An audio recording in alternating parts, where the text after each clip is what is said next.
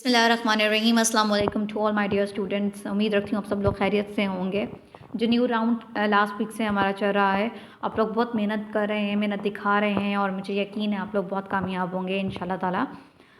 और जो है जिस जो चैप्टर 1 to 5 तक लास्ट वीक में जो हमने MCQs अटेम्प्ट किए थे, उन्हीं चैप्टर्स को हमने दोबारा से उठाया है और उनसे हमने शॉर्ट क्वेश्चन आंसर का पेपर बनाया है। आप देख सकती हैं इस पेपर में 3 सेक्शन हमारे बनाए गए हैं। Question number 1, question number 2, question number 3।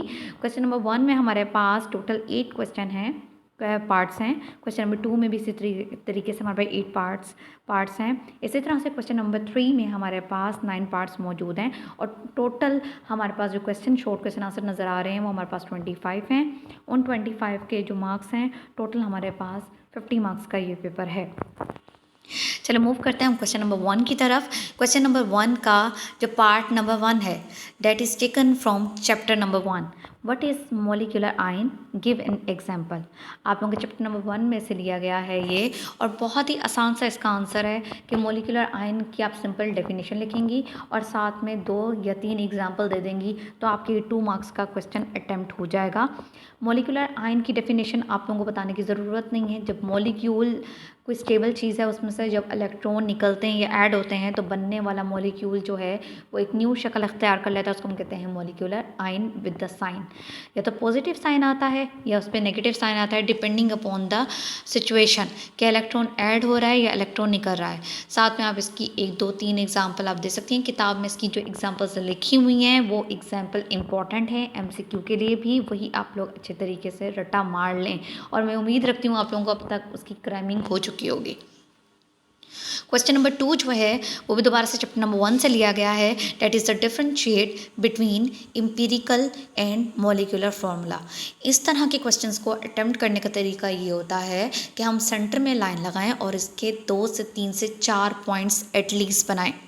एक तरफ आप लिखेंगी एम्पिरिकल फार्मूला और दूसरी तरफ लिखेंगी मॉलिक्यूलर फार्मूला। फर्स्ट आप डिफरेंस दोनों का लिखेंगी, वर्ड टू वर्ड होनी चाहिए आपकी डेफिनेशन। एम्पिरिकल फार्मूला हमें सिंपलेस्ट रेशियो बताता है, मॉलिक्यूलर फार्मूला हमें actual number of atom in of the element in a molecule of a compound बताता है। फिर दोनों की एग्जाम्पल लिख लेंगी कि बेंजीन का फार्मूला होता है C6H6 मॉलिक्यूलर, जबकि उसका एम्पिरिकल फार्मूला होता है CH। फिर तीसरी एग्जाम्पल लिख लेंगी, इतना तीसरा पॉइंट बनाएंगी इसका, इन दोनों के दरमियान में relationship, that is molecular formula is equal to n empirical formula where n is equal to molecular mass over empirical formula mass. Question number जो है पार्ट नंबर 3 जो है क्वेश्चन नंबर 1 का, वो भी दोबारा से लिया गया है चैप्टर नंबर 1 से। इसकी सिचुएशन, इस तरह के क्वेश्चंस की जो स्टेटमेंट होती है उसको हम लोग अटेम्प्ट करने का तरीका ये होता है। पहले स्टेटमेंट पढ़ती हूँ मैं। Actual yield is usually less than theoretical yield. Why? Actual yield जो होती है वो कम होती है किससे? थ्योरेटिकल यील्ड से। इसको हमने एक्सप्लेन करना है। तो एक्चुअल यील्ड थ्योरेटिकल यील्ड से कम होती है। आप लोगों ने ये बात बिल्कुल करेक्ट है। सबसे पहले लिखना है आंसर, आंसर के बाद नीचे लिखना है yes this statement is correct, that actual yield is always less than the theoretical yield. फिर नीचे रीज़न लिखनी है जो आपकी किताब में मौजूद है। Inexperience of the worker, shortcoming of the workers और due to the process of the filtration, sublimation, जो भी सारे पॉइंट्स लिखे हुए हैं वर्ड टू वर्ड, वो पॉइंट्स आप लोगों ने बना के 1, 2, 3 के साथ आप लोगों ने नीचे लिख देना है और बता देना है यही वजह होती है कि जिसकी वजह से एक्चुअल यील्ड जो होती है हमेशा कम हो जाती है थ्योरेटिकल यील्ड से।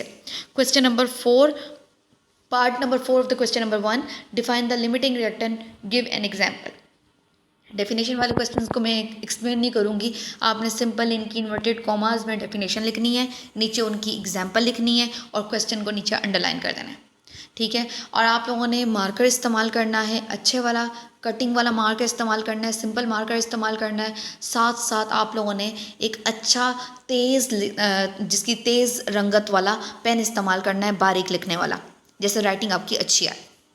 हेडिंग्स बनाते हुए ये 4 डिफरेंट कैटेगरी के क्वेश्चंस के आंसर्स मैं आपको बता चुकी हूँ। क्वेश्चन नंबर 1 का जो 5th पार्ट है, write 2 assumptions of the stoichiometry. 2 assumptions लिखनी है स्टिचियोमेट्री की। तो यहाँ पे आपकी किताब में मेंशन है कि हमारे पास अजम्पशंस क्या होती हैं स्टिचियोमेट्री की, वो आप वैसा का वैसा उठाकर इसको, तो हमारे पास अजम्पशंस हैं। अजम्पशंस हमारे पास हैं, all the reactants are completely converted into products, no side reaction occur. While doing the calculation, the law of conservation of the mass and the law of definite proportions are obeyed. ये आप लोगों ने word to word लिख लेनी है. मुझे देखें रटा लगा हुआ है सब कुछ, तो आप लोगों को तो अब अच्छी तरह से लग जाना चाहिए बेटा. नेक्स्ट हमारे पास पार्ट जो है पार्ट नंबर 5 वो लिया गया है चैप्टर नंबर 2 से. Name 4 important solvent chosen for the crystallization. इसमें आप वाटर लिख देना, इथाइल अल्कोहल लिख देना, मिथाइलेटेड सेपरेट लिख देना, उसके बाद आपने बेंजीन लिख देना. तो ये आपकी जो वहाँ पे लिखे हुए हैं इन्वर्टेड लास्ट पैराग्राफ में जो है सॉल्वेंट के, उसमें से आप लोगों ने 4-5 जो बुक वाले नाम है वही लिखना, खुद से बना के मत लिखना. पार्ट नंबर 6 जो है हमारे पास मैंने बता दिया है. पार्ट नंबर 7 जो है define sublimation with the 2 examples. Sublimation क्या होती है चैप्टर नंबर 2 से लिया गया है. Sublimation is a process in which the solid directly converted into the vapour state without passing through the liquid state. यहाँ पे 2 एग्जांपल्स आप दे देनी है कि ये जो है आयोडीन है, जैसे कि अमोनियम क्लोराइड है, इनको हम लोग इनके सब्लिमेट करवा सकते हैं. उसके बाद पार्ट नंबर 8 जो है दोबारा से लिया गया है चैप्टर नंबर 2 से, जिसकी आप लोगों ने लिखनी है गिव टू यूजेस ऑफ हमारे पास आ जाता है give two uses of the chromatography. लिख दीजिएगा कि technique of the chromatography are very useful in organic synthesis for the separation, isolation and purification of the product. They are equally important in the qualitative and quantitative analysis and for the determination of the purity of a compound. मुझे यह जब cramming हुई है, आप लोगों को मेरा बेटा बहुत दफ़ा रिविजन हो चुकी है, तो आप लोगों की भी क्रैमिंग हो जानी चाहिए अब तक. अब मूव करते हैं अपने क्वेश्चन नंबर 2 पर. क्वेश्चन नंबर 2 की भी हमारे पास 8 पार्ट हैं. नंबर 2 पे आते हैं क्वेश्चन नंबर पार्ट नंबर 1 पे आते हैं क्वेश्चन नंबर 2 के. Pilots feel uncomfortable breathing eight the high altitude justify. Yes, आप लोगों को ये क्वेश्चन लिया गया है चैप्टर नंबर 3 में से, और वेरी इजी क्वेश्चन. आप लोगों ने सिर्फ यही एक रीज़न होती है इसकी कि जिस तरह से हम बुलंदी पे जाते हैं तो ऑक्सीजन की कंसनट्रेशन जो होती है वो कम होना शुरू हो जाती है, और अक्सर लोगों को ये जैसे उन्होंने यहाँ पे एग्जांपल दी है पायलट्स की, तो जो है आहिस्ता आहिस्ता जो है वो गैस की मिकदार जो होती है वो कम होना शुरू हो जाती है ऑक्सीजन की, जिसकी वजह से सांस लेना जो होता है वो मुश्किल हो जाता है. इसलिए पायलट्स जो होते हैं वो अनकंफर्टेबल ब्रीथिंग शो करते हैं at the high altitude. This question is also taken from chapter number 3 from the application of the Dalton's theory. उसके बाद हम बात करते हैं पार्ट नंबर 2 पर आते हैं क्वेश्चन नंबर 2 के. Why the lighter gases diffuse more rapidly than the heavier gases. ये बात आम सी है. पहले आप लोगों ने लिखना है आंसर लिख के कि ये स्टेटमेंट करेक्ट है कि लाइटर गैसेज जो होती हैं वो डिफ्यूज़ ज़्यादा करती हैं, स्पीडली करती हैं देन द हैवियर गैसेज. इसकी रीज़न ये है कि जिस चीज़ का वज़न कम होता है जिस बनिस्बत उस चीज़ से जिस चीज़ का वज़न ज़्यादा होता है वो चीज़ तेज़ी से भागती है जिसका वज़न कम होता है. इसलिए लाइटर गैसेज भी जो हैं उनका डिफ्यूजन का प्रोसेस क्या होगा, फास्टली होगा as compare to the heavier gases. फिर हम बात करते हैं अपने पार्ट नंबर 3 की क्वेश्चन नंबर 2 के. अब ये दोबारा से लिया गया है हमारे चैप्टर नंबर 3 में से. अब वो कहते हैं हमारे पास क्वेश्चन यहाँ पे ये है कि उन्होंने कहा है कि why describe 2 causes of the deviation of from the ideality. अभी आप लोगों की किताब में 2 रीजंस लिखी हुई हैं. पहली रीज़न ये है there are no force of the attraction among the gas molecules. ठीक है. दूसरा, actual volume of the gas molecule is negligible as compare to the total volume of the vessel. Simple 2 आप लोगों ने पॉइंट्स लिख देना, आपका क्वेश्चन कंप्लीट हो जाएगा. 4th पार्ट है give 2 faulty assumptions of the kinetic molecular theory of the gases. 2 faulty assumptions भी यही हैं जो मैंने अभी आपको बताया कि no force of the attraction, और नंबर 2 वॉल्यूम जो होता है उसका एक्चुअल वॉल्यूम जो गैस का मॉलिक्यूल उसका वो निग्लिजिबल होता है as compare to the total volume of the vessel. उसके बाद आप लोगों ने करेक्टरिस्टिक्स पे आ जाए पार्ट नंबर 5 पे. गिव 2 करेक्टरिस्टिक्स ऑफ द ये हमारे पास है प्लाज्मा, कि हमारे पास कौन सी 2 ऐसी करेक्टरिस्टिक्स हैं प्लाज्मा की.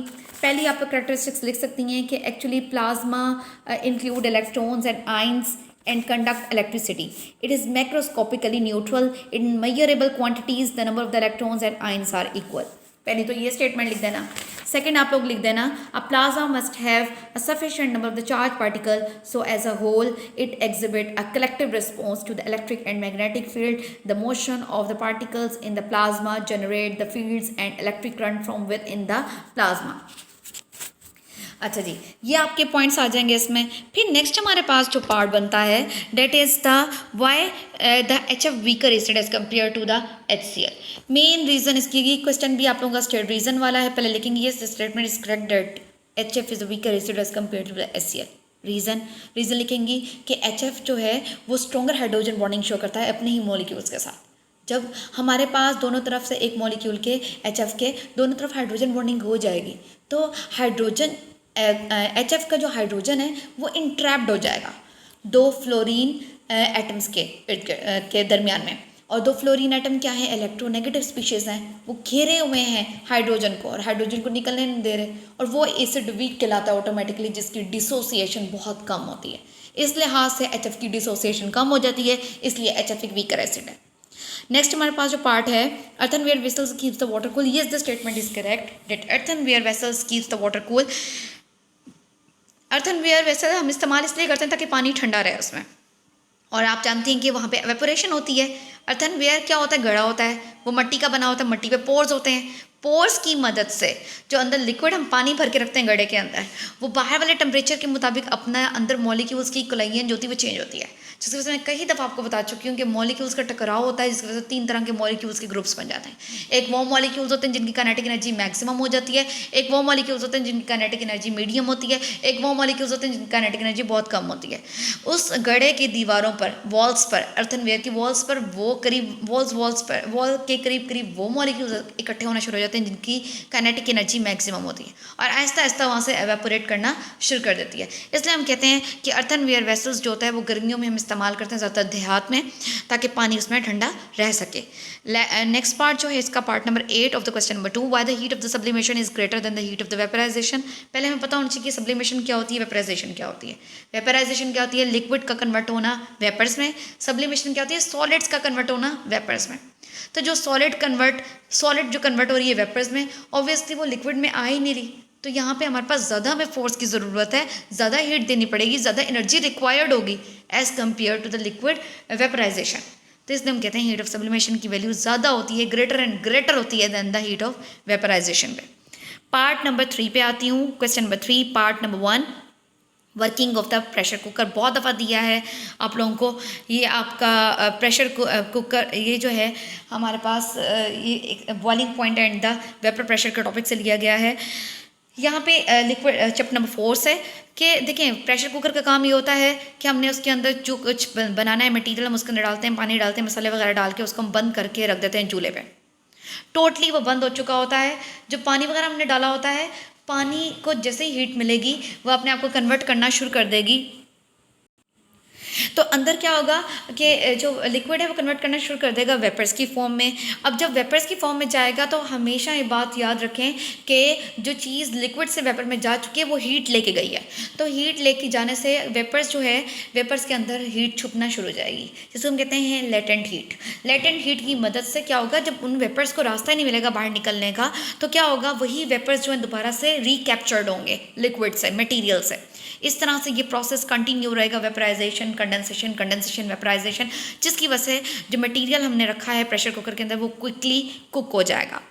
Part number 2 of the question number 3, ionic solid do not conduct electricity in the solid state. Yes, the statement is correct that the ionic solid do not conduct electricity in the solid state, but they can show the conductivity in the liquid state as well as in the molten state. अब आ जाएंगे reason पे कि reason क्या है जिसकी वजह से आयनिक सॉलिड जो होते हैं वो कंडक्ट नहीं कर सकते सॉलिड स्टेट में। रीज़न ये होती है कि आयनिक सॉलिड जो होते हैं उनमें आयंस जो होते हैं वो अपने आपस में इलेक्ट्रोस्टैटिक फोर्सेस की मदद से क्या होते हैं, जुड़े हुए होते हैं। उनकी फोर्सेस इतनी स्ट्रॉन्गर होती हैं कि एक आयन का दूसरे आयन से अलग होना मुश्किल होता है, जिसकी वजह से जब रास्ता ही नहीं है इलेक्ट्रॉन्स के मूव करने का, तो फिर इस वजह से हम कहते हैं कि आयनिक सॉलिड जो होते हैं वो सॉलिड स्टेट की फॉर्म में कंडक्टिविटी शो नहीं करते, क्योंकि आयंस के दरमियान में इलेक्ट्रोस्टैटिक फोर्स ऑफ अट्रैक्शन मौजूद होती हैं जो कि बहुत स्ट्रॉन्गर होती हैं, और जिसकी वजह से ये एक रीज़न है। Part number 3 of the question number 3, state the electron pool theory. इसमें मैं एक्सप्लेन नहीं करूँगी क्योंकि सिंपल आपने स्टेटमेंट लिखनी है। ये भी चैप्टर नंबर 4 से लिया गया है, मेटालिक सॉलिड से लिया गया है। Part number 5 of the question number 3, the positive rays also called the canal rays, explain. Positive rays को हम कनाल रेज इसलिए कहते हैं क्योंकि जो कैथोड, जो हमने डिस्चार्ज ट्यूब के अंदर एनोड यूज़ किया है, उस एनोड के ऊपर सरफेस जो है वो पोरस है, स्पॉन्जी टाइप है, जिसकी वजह से जो रेज प्रोड्यूस होंगी वो जो कैथोड से निकलने वाली रेज होंगी और जो इस तरफ आ रही होंगी पॉजिटिव रेज की तरफ, सॉरी जो पॉजिटिव रेज से निकलने वाली जो रेज़ हैं वो सुराख से गुजर कर आ रही हैं कैथोड की तरफ, जिसकी वजह से हम कहते हैं कि पॉजिटिव रेज जो होती हैं वो क्योंकि होल से गुजर रही हैं एनोड के, इसलिए उनको कहते हैं कनार रेज। उसके बाद part number 5th of the question number 3, give 2 properties of the neutron. आप लोगों ने सिंपल लिख देना है कि इनकी आयनाइजिंग पावर जो होती है ये मतलब यानी कि स्ट्रॉन्गर होती है, इसलिए क्योंकि जो है ना क्या होता है ये 2-3 प्रॉपर्टीज़ जो इसकी लिखी हुई हैं किताब से आप लोगों ने रट्टा मार के जो रट्टा मारी हुई है वो आप लोग लिख सकती हैं इसमें। फिर भी मैं आप लोगों को बार बार हर रिकॉर्डिंग में समझाती हूँ कि आप अपने इन चीज़ों पे फोकस करें पढ़ाई पर अच्छी तरीके से। तो रट्टा ये अब तक तो आपको रट्टा लग जाना चाहिए प्रॉपर्टीज़ का और इन चीज़ों का। न्यूट्रॉन्स जो होता है हाईली पेनिट्रेटिंग होती हैं और आयनाइजेशन शो नहीं करती क्योंकि उन पर किसी किस्म का कोई चार्ज नहीं होता। उसके बाद बात करते हैं हम लोग अपने नेक्स्ट क्वेश्चन की, पार्ट नंबर 6 की ऑफ द क्वेश्चन नंबर 3 कि हाउ डेविसन्स एंड जर्मर, ये 2 साइंटिस्ट थे, उन्होंने किस तरह से एक्सप्लेन किया था, प्रूव किया था dual nature of the matter. 2 scientist Davisson's and Germer prove the dual nature of the electron experimentally. Electrons were produced from the heated tungsten filament and accelerated by applying the potential difference through the charge plate. Discharge tube में हमने ये काम किया था, इसमें tungsten का इस्तेमाल किया था। Davisson's and Germer prove that the accelerated electron undergo the diffraction process like the waves when they fall on the nickel crystal. In this way, the wave nature of the electrons got verified. Next हमारे पास question है कि part number 6 है of the question, part number 7 है of the question number 3 का। Compare the orbit and orbitals. Orbit और orbital में क्या फ़र्क होता है? 100 दफ़ा मैंने ये क्वेश्चन दिया है। ऑर्बिट जो होता है वो सर्कुलर पाथ है जिसके अंदर इलेक्ट्रॉन जो होते हैं रिवॉल्व करते हैं। ऑर्बिटल जो होता है वो एक रीजन है जिसके अंदर प्रोबेबिलिटी होती है इलेक्ट्रॉन्स के फाइंड होने की मैक्सिमम, ठीक है। It is the region in the space in which the probability of finding the electron is maximum. वो ऑर्बिट जो होता है वो 2 डायमेंशनल होता है, ऑर्बिटल जो होता है वो 3 डायमेंशनल होता है। ऑर्बिट और ऑर्बिटल के बारे में आप लिख देना है कि ऑर्बिटल जो होते हैं SPDF होते हैं, ऑर्बिट्स होते हैं वो KLMN होते हैं। ये सारी चीज़ें आप लोगों ने एक्सप्लेन की, कई दफ़ा आप लोगों को पहले ही क्वेश्चन हम दे चुके हैं। नेक्स्ट जो हमारे पास क्वेश्चन है that is define the Hund's rule. Definition वाले जितने क्वेश्चन है उसको रट्टा मार्क लिखेंगे जैसे मुझे रट्टा याद होता है। If degenerated orbitals are available and more than 1 electrons are to be placed in them, they should be placed in the separate orbits with the same spin rather than putting them in the same orbital with the opposite spin. Simple definition लिख के इसको ख़त्म कर देना है। Last part जो है differentiate between the Stark and the Zeeman effect. वो जो आप लोगों की बोहर्स का जो मॉडल इसके जो डिफेक्ट्स हैं उसमें ये स्टार्क और ज़ीमन इफेक्ट का बताया था जो कि बहुत नाकाम रहा था बताने में। ज़ीमन जो होता है वो मैग्नेटिक फील्ड की वजह से होता है, स्टार्क जो होता है वो इलेक्ट्रिक फील्ड की वजह से होता है। लाइन लगाएंगे, लाइन लगा के दोनों का डिफ्रेंसिएशन लिखेंगी। आपका आज के क्वेश्चन बहुत ही ईजी था, बहुत ही ईजी आप लोगों का रहा है ये, और मैं समझती हूँ आप लोग बहुत अच्छे तरीके से इसको करेंगी इंशाल्लाह ताला। और इसी तरह से नेक्स्ट वीक मिलेंगे with the next portion of the remaining book. और इसके बाद जो है वो MCQs का राउंड होगा। बहुत अच्छे तरीके से मेहनत करें बेटा, जिस तरह से आप लोग मतलब हमें अपनी दिखा रही हैं मेहनत की, आप लोग मेहनत करें, उससे मज़ीद मेहनत करके दिखाएँ जैसे हम आप लोगों के लिए मुसलसल मेहनत करें। आप लोगों को अल्लाह पाक कामयाब करें। Thank you very much. अस्सलाम वालेकुम।